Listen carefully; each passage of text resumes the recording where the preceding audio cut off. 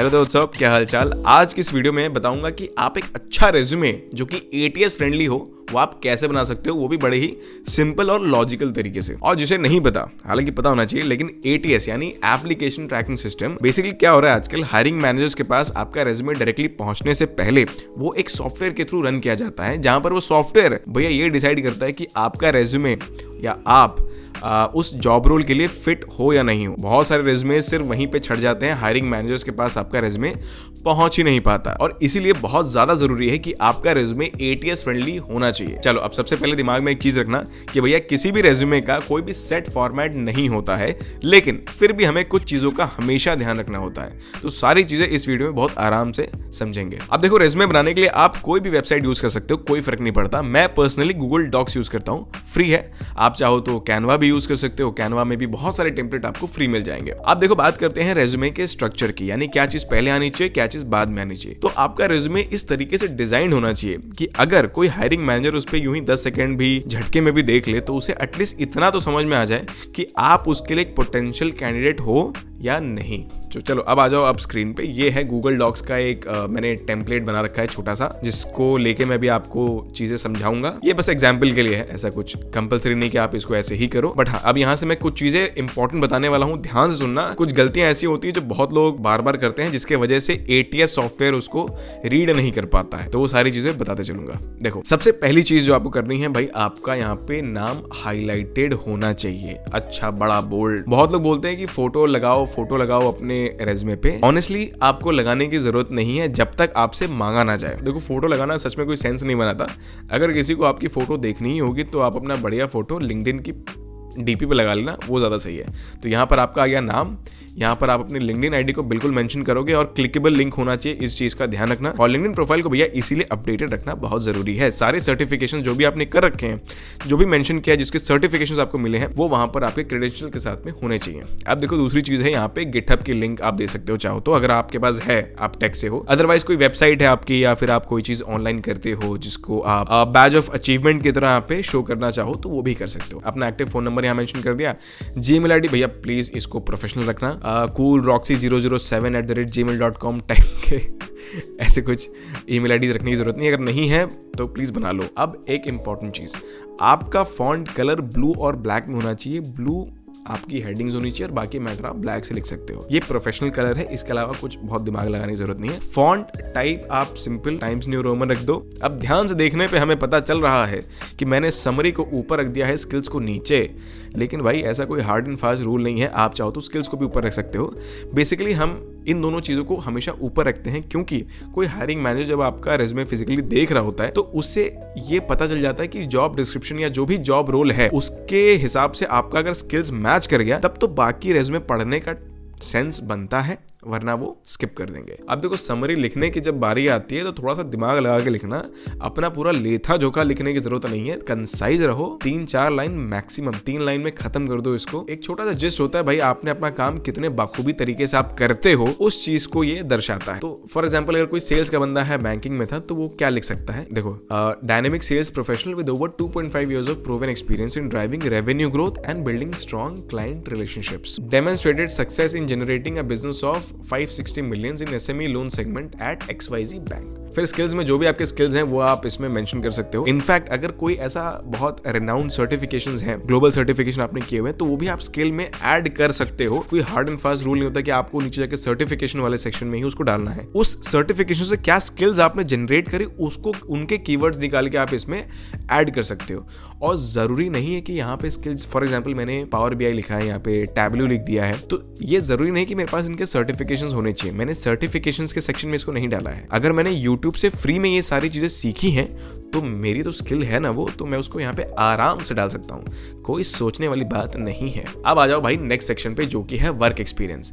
मेरे पास 1-2 रेज्यूमेज आए थे, मैंने वहां पर देखा लोगों ने लिख रखा था एक्सपीरियंस की जगह पे वर्क डन। तो ऐसा मत करना। रीजन क्या है कि जब बहुत सारे एटीएस सॉफ्टवेयर में ये फीड किया जाता है कि भैया आप एक्सपीरियंस को आप एज अ कीवर्ड सर्च करते हो तो वो बहुत बार एरर दे देगा अगर आपने एक्सपीरियंस वहां पे मेंशन नहीं किया होगा। इटैलिक अगेन आप अवॉइड करो, सिंपल प्लेन सटल रखो, कोई टेबल्स का यूज मत करो जब तक बहुत नेसेसरी ना हो। टेबल्स एकदम अवॉइड ही करो कि भैया मैंने कितने कितने कंपनी में गया, उसका मैंने चार्ट बना दिया एक्सेल में और उसको मैंने कॉपी पेस्ट कर दिया। दिखने में अच्छा लगता है, नो डाउट, कोई फिजिकली आपका वो देखेगा वो काफी इंप्रेस होगा, लेकिन प्रॉब्लम क्या है ना कि अब ATS के थ्रू मोस्टली रेज्यूमे जाते हैं तो वहां पर वो एरर दे देगा मोस्टली केसेस में, तो वो अवॉइड करो। अब देखो दूसरी चीज, आप अपने कंपनी का नाम लिखोगे, लोकेशन लिखोगे, जॉब टाइटल लिखोगे, मंथ कब से आपने स्टार्ट किया, अभी कर रहे हो तो प्रेजेंट, नहीं तो अगर छोड़ दिया तो अपना लास्ट जो मंथ था उसमें। अब देखो यहाँ पर एक इंपॉर्टेंट चीज है, जो भी हायरिंग मैनेजर होगा उसे सिर्फ इस बात से फर्क नहीं पड़ता कि आप किस डिपार्टमेंट में किस चीज के लिए रिस्पॉन्सिबल थे, उसे ये जानने में ज्यादा इंटरेस्ट है कि भैया जिस भी काम को आप करते थे उससे कितने अच्छे तरीके से करते थे और कंपनी को उसमें उससे क्या फर्क पड़ा। अब फॉर एग्जाम्पल मान लो मैं शैम्पू डिवीजन में किसी कंपनी में सेल्स में था, अब मैं उसको या तो सिंपल ये लिख सकता हूँ कि I was responsible for sales growth of shampoo division, जो गलत नहीं है भाई, मैं उसी डिवीजन में था, मैं उसी चीज के लिए रिस्पॉन्सिबल था। अब देखो इस स्टेटमेंट में बस ये दिक्कत है कि ये इंपैक्ट शो नहीं कर पा रहा, वो वेट नहीं आ पा रहा, तो यही वेट और इंपैक्ट डालने के लिए हमने इसी चीज को थोड़ा सा घुमा के लिखा है और ये एग्जांपल है, आप अपने हिसाब से अपने फिगर्स लिख सकते हो। Achieved 110% of the target by selling 5000 units in 6 months, contributing an additional 20% to revenue. यहाँ पर आपने क्वांटिफाई भी कर दिया कि भैया आपने कितने दिन में कितना यूनिट बेचा और उससे कंपनी को कितना फायदा हुआ। अच्छा, अगर आप फ्रेशर हो तो वर्क एक्सपीरियंस की जगह पे आप प्रोजेक्ट्स अपने डालो, क्या क्या प्रोजेक्ट्स आपने करे, उससे आपकी क्या लर्निंग थी, क्या हाइपोथेसिस था, वो सारी चीजें ऐड करो। अगर वो नहीं है तो प्लीज थोड़े प्रोजेक्ट्स करना स्टार्ट करो। ऑनलाइन आपको बहुत सारे फ्री टूल्स वगैरह मिल जाएंगे प्रोजेक्ट्स के लिए, अगर आप कहोगे तो मैं उसके लिए वीडियो बना दूंगा, बट सिंपल है, आप गूगल पे डालोगे तो आपको वैसे ही मिल जाएगा। ठीक है, अब देखो आते हैं टपाक से एजुकेशन पे। एजुकेशन में अगर आप एक्सपीरियंस हो, आपको 2-3-4 साल का एक्सपीरियंस हो गया, तब आप 10th और 12th के मार्क्स अपना स्कूल वगैरह स्किप कर सकते हो, उसमें इशू नहीं है। बट अगर आप अभी फ्रेशर हो तो अपना 10th 12th अपना ग्रेजुएशन, और अगर आपने पोस्ट ग्रेजुएशन कर रखा है तो पोस्ट ग्रेजुएशन का भी आप यहाँ पे डिटेल मेंशन करोगे। लेकिन भैया मार्क्स आप तभी मेंशन करना जब आपके मार्क्स अच्छे हों, दिखाने लायक हों, तभी उनका जिक्र करना, अदरवाइज नहीं। कुछ कंपनीज होती हैं जो कहती हैं कि हमें थ्रू आउट 60% चाहिए, उस कंपनी में जब आप अप्लाई कर रहे हो तब आप अपने मार्क्स मेंशन कर दो, तब आप 10th और 12th भी मेंशन कर दो, वो ज्यादा अच्छा रहता है। आप बुलेट पॉइंट्स में डालो, बुलेट पॉइंट्स में भी क्रिस्प क्लियर, कम से कम शब्दों में, कम से कम लाइनों में आप बड़ी से बड़ी बात कह दो। इससे बड़ी बात क्या है? वाह। अब देखो आते हैं अवार्ड्स और अचीवमेंट्स पे।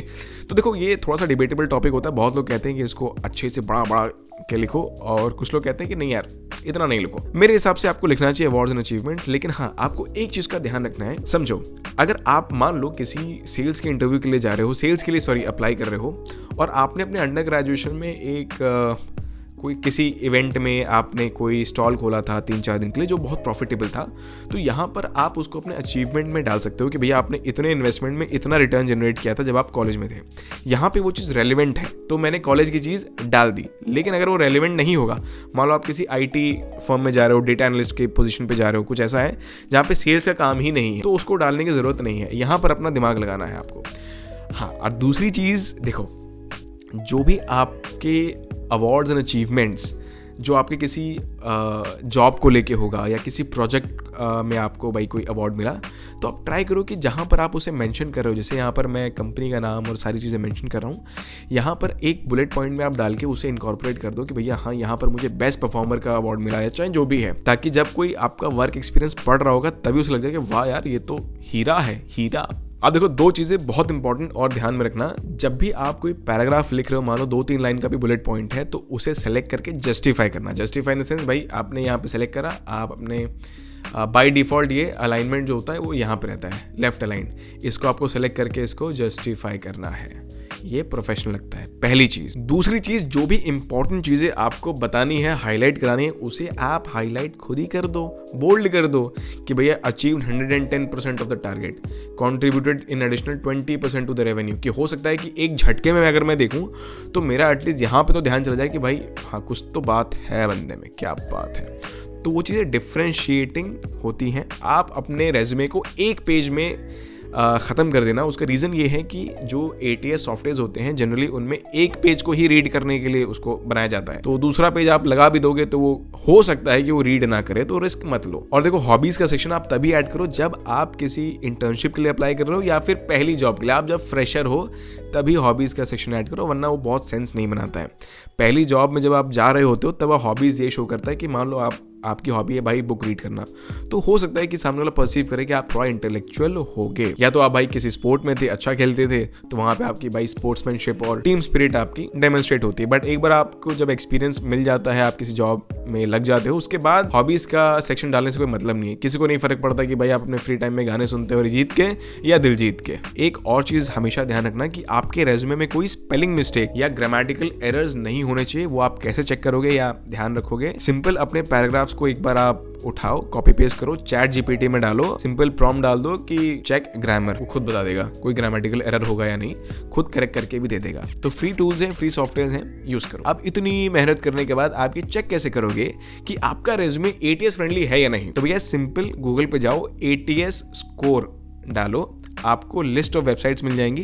पहली वेबसाइट पे चले जाना, अपना रेज्यूमे अपलोड करना, वो आपका ATS स्कोर बता के दे देगा। एक चीज और, जिस भी जॉब के लिए आप अप्लाई करोगे उसका जॉब डिस्क्रिप्शन उठाओ, उसको चैट जीपीटी में डालो या किसी भी दूसरे वेबसाइट में डालो, सिंपल प्रॉम्प्ट डालो कि इसके कीवर्ड्स निकालो इस पर्टिकुलर जॉब रोल के लिए। वो कीवर्ड्स उठाओ, अपने रेज्यूमे में पेस्ट कर दो, बस कहीं भी इधर जहां पर भी सेट हो रहा है उसे कर दो, और चांसेस बहुत ज्यादा बढ़ जाते हैं कि आपका ATS पास कर जाएगा रेज्यूमे। तो बस यही था इस वीडियो में, बाकी फिर मिलता हूँ दूसरे किसी ऐसे ही वीडियो में, वहां पर फिर अपनी लाइफ से कुछ चीजें निकाल कर नहीं हुई शेयर करता रहूंगा। चलो बाय, गुड नाइट। यहाँ पे रात हो रही है अभी।